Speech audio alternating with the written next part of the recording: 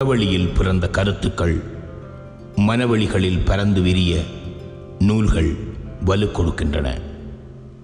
மனித இரைச்சல்களின் நகர்வலத்தில் சிக்கிப்போகும் நமக்கு ஒற்றையடி பாதையின் ஓசையற்ற அமைதியை தரவல்லன நல்ல நூல்கள். இரும்பு பெட்டிகளுள் அடக்கமாகி போன நூல்கள் திறக்கப்படும் போது உலகின் வெளிச்சத்தை காணக்கூடும். தூசுப்படைகளால் புத்தக ராக்கைகளில் தூரமாகி போன நூல்களின் தொலைநோக்கு புரிந்து கொள்ளப்படாமலே போய்விடலாமா?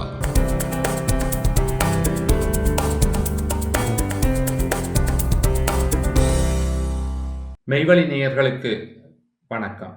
மீண்டும் ஒரு சுவைத்தே நிகழ்வில் உங்களை சந்திப்பதில் பெருமகிழ்வு. இன்று ஒரு புத்தகத்தை பற்றி பார்க்க போகின்றோம். அதற்கு முன் பயணம் மனிதர்களுக்கு மிகவும் விருப்பமான ஒன்று. பயணங்கள் பலவிதமாக நடைபெறும்.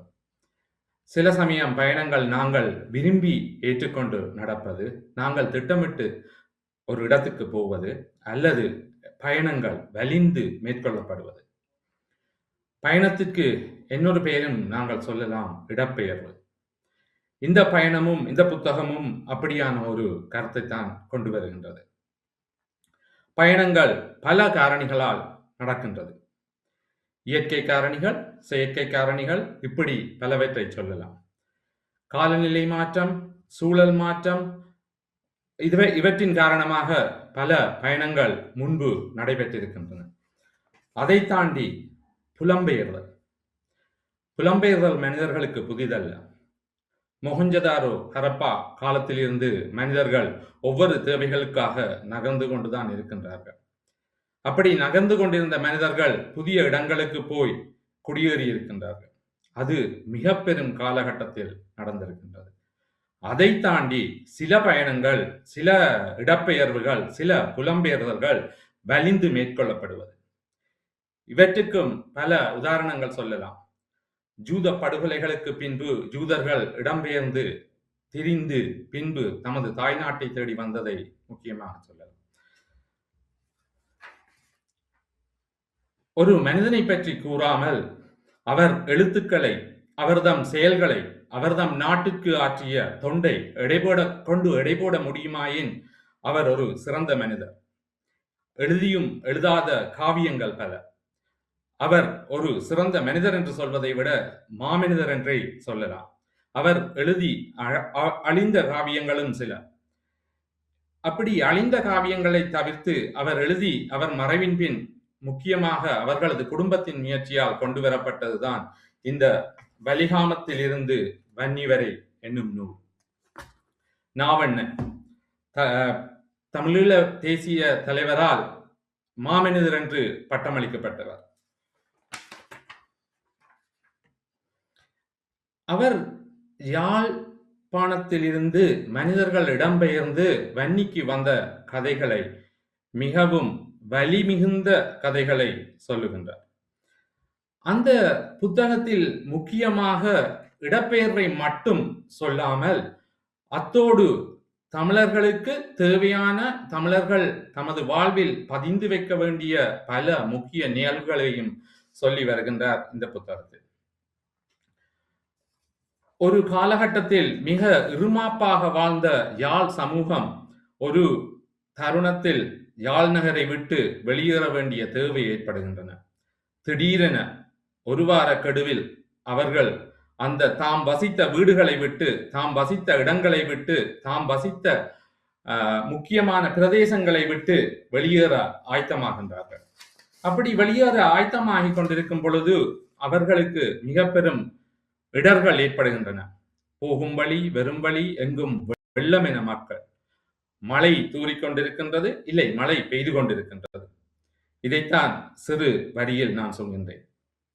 மனிதர்களை மனிதர்கள் சுமக்க, மனிதர்கள் பொருட்களை சுமக்க, வான மலர் பூமி அதிர, மனங்கள் எல்லாம் உடைந்து போக, வீதி எங்கும் மனிதர் வீழ, வீழ்ந்த மனிதர் பிணங்களாக, மனிதர்களில் இருந்து புதிய மனிதர்கள் தோன்ற, மனத்தாலும் குணத்தாலும் மனிதர்கள் மாற, மனிதம் தழைக்க, மனிதம் சாக ஒரு இடப்பெயர்வு நடந்தது.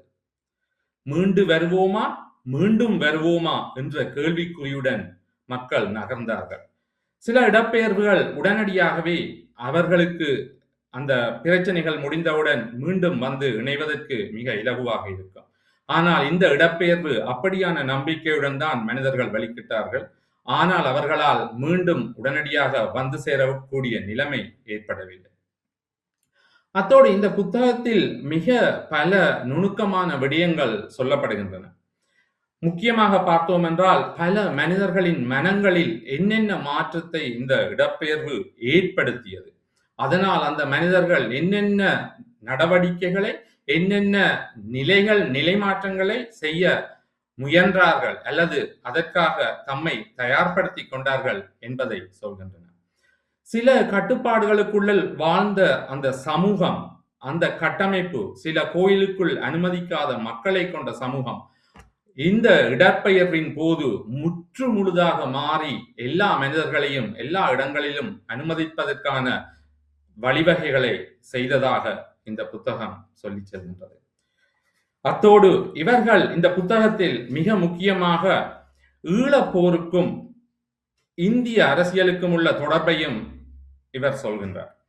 அதில் பல உதாரணங்களை காட்டுகின்றார். அங்கு ஈழப்போர் நடைபெற்றுக் கொண்டிருக்கும் பொழுது இந்திய அரசு மேற்கொண்ட சில நடவடிக்கைகளுக்கு என்ன காரணகர்த்தாவாக முன்பு நடந்த சம்பவங்கள் அமைந்ததாக அந்த புத்தகத்தில் அவர் சொல்லிக் கொண்டு போகின்றார்.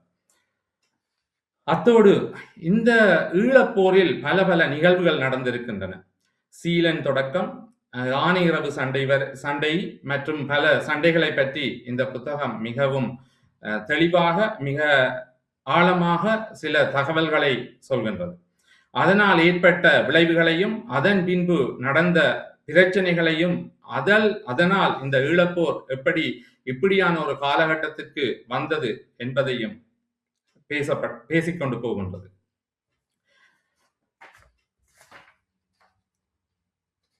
எல்லா மனிதர்களுக்கும் ஒவ்வொரு பார்வை இருக்கும். அப்படித்தான் நாவண்ணன் இந்த புத்தகத்தில் பல பல மனிதர்களின் வாயிலாக இந்த இடப்பெயர்வின் தாக்கத்தையும் இடப்பெயர்வின் சில விடயங்களையும் நகர்த்தி கொண்டு போகின்றார். அத்தோடு கிளாலி பயணம் இந்த மக்களுக்கு மிக பெரும் இடைஞ்சலாக இருந்தது என்பதையும், அந்த இடப்பெயர்வின் போது மக்கள் அனுபவித்த துன்பங்களையும், அந்த கிளாலி பயணம் மக்களுக்கு ஏற்படுத்திய கவலைகளையும் மக்களுக்கு ஏற்படுத்திய துன்பங்களையும் அவர்கள் அனுபவித்த பிரச்சனைகளையும் மிக அழகாக சொல்கின்றது. இப்படிப்பட்ட ஒரு கிளாலி சம்பவத்தின் போது ஒரு தற்கொலை தாக்குதல் நடைபெறுகின்றது. அந்த தற்கொலை தாக்குதல் அவருக்கு மிகவும் முக்கியமான கரும்புலி காவியம் எழுத தூண்டியதாக நான் நினைக்கின்றேன். அவருடைய மகன் எப்படி போராட்டத்தில் இணைந்தார், எப்படி போராட்டத்தில் தன்னை ஈடுபடுத்திக் கொண்டார், அவருக்கு உள்ள கற்பனைகள், அவருக்குள்ள கலைத்திறமைகள் எல்லாவற்றையும் இந்த புத்தகத்தை வாசித்துக் கொண்டு போகும்போது எமக்கு ஏற்றுக்கொள்ளக்கூடியதாகவும் ஏற்றுக்கொள்ளக்கூடிய வகையிலும் அவைகள் சொல்லப்பட்டு கொண்டு போகின்றன. அத்தோடு வன்னி மக்களின் விருந்தோம்பல் இங்கு மிகவும் ஆழமாக கதைக்கப்படுகின்றது. அத்தோடு வன்னி மக்கள் நிறைய பேர் தங்கள் பிள்ளைகளை போராட்டத்திற்கு அனுப்பிவிட்டு ஒவ்வொரு தெருவிலும் ஒவ்வொரு வீட்டிலும் ஒவ்வொரு இடங்களிலும் தாங்கள் இழந்த பிள்ளைகளை பற்றி கதைப்பதையும் அவர்களுக்காக வேண்டுதல் செய்வதையும் மிகவும் தெளிவாக காட்டிக்கொண்டு போகின்றது. இடப்பெயர்வு மட்டும் பற்றி பேசாமல் இலங்கை அரசியலையும் இலங்கை அரசியலில் முற்காலத்தில் இருந்த எமது தலைவர்கள் மேற்கொண்ட பிழைகளையும் அவர்கள் சரியென நினைத்து செய்தவற்றையும் ஆங்காங்கே சுட்டிக்காட்டிக் கொண்டு நகரும் இந்த புத்தகத்தில் அவர்கள் கொத்தலாவலை மற்றும் பண்டாரநாயக்கா எப்படி எமது தமிழர்களை பார்த்தார்கள் என்பதை மிகவும் ஆழமாக சொல்கின்றார். அத்தோடு வெலிக்கடை சிறை உடைப்பும் அதன் பின்பு நடந்த படுகொலைகளை பற்றியும் மற்றது ஜெயகுலராசா ஊடாக இந்த தாக்கங்களையும் இந்த பிரச்சனைகளையும் பேசுகின்றார். இந்த புத்தகம் மேலும் சில விடயங்களை சிறப்பாக செய்கின்றது. என்னவென்று சொல்லி சொன்னால், நவாலி படுகொலை, நாகர்கோவில் குண்டுவீச்சு, கிளாலி படுகொலை, கடல் கடந்து இடப்பெயர்வில் இறந்தவர்களை பற்றிய தகவல்கள், சுதந்திரபுர படுகொலை, இப்படி பலவற்றை பதிவு செய்து கொண்டு நகர்ந்து கொண்டிருக்கின்றது. ஏனென்றால் எமது தமிழர்களுக்கு இப்படியான நிகழ்வுகள் 2009ஆம் ஆண்டு போர் முடிவுக்கு பின் இப்படியான நிகழ்வுகள் கட்டாயம் பதியப்பட்டு பாதுகாக்கப்பட வேண்டிய ஒரு நிகழ்வாக இருக்கின்றது. ஏனென்று சொன்னால் கதைகள் ஒவ்வொரு நேரமும் ஒவ்வொரு விதமாக மாறிக்கொண்டு போய்கொண்டிருப்பதனால் நிறைய போராளிகள் தமது கால்களை இழந்து அவயங்களை இழந்து நவம் அறிவுக்கூடத்தில் வேலை செய்து கொண்டு இருந்த பொழுதும் இந்த இடப்பெயர்வின் போது அவர்கள் எப்படி இந்த மக்களை பாதுகாத்தார்கள் என்றும் அந்த மக்களின் பாதுகாப்புக்கு எப்படி உறுதுணையாக இருந்தார்கள் என்பதை பற்றியும் சில குறிப்புகளை சொல்லிக்கொண்டு செல்கின்றார்.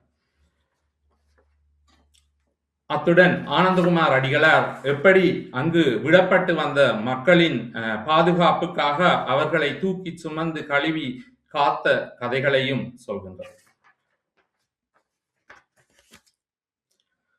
இறுதியாக கரும்புலிகள் காவியம் எழுதி தமிழீழ தேசிய தலைவரை சந்தித்த விடயங்களை மிக நுணுக்கத்துடனும் மிக உணர்வு பூர்வமாகவும் எழுத்தாளர் சொல்கின்றார். நான் இறுதியாக உங்களுக்கு ஒரு விடயத்தை சொல்லி எனது சுவைத்தே நிகழ்ச்சியை முடிவு பெற விருப்பப்படுகின்றேன். கண்ணதாசனின் சில வரிகள், ஒரு பாடல் வரும். வீடு வரை உறவு, வீதி வரை மனைவி, காடு வரை பிள்ளை, கடைசி வரை யாரோ என்று.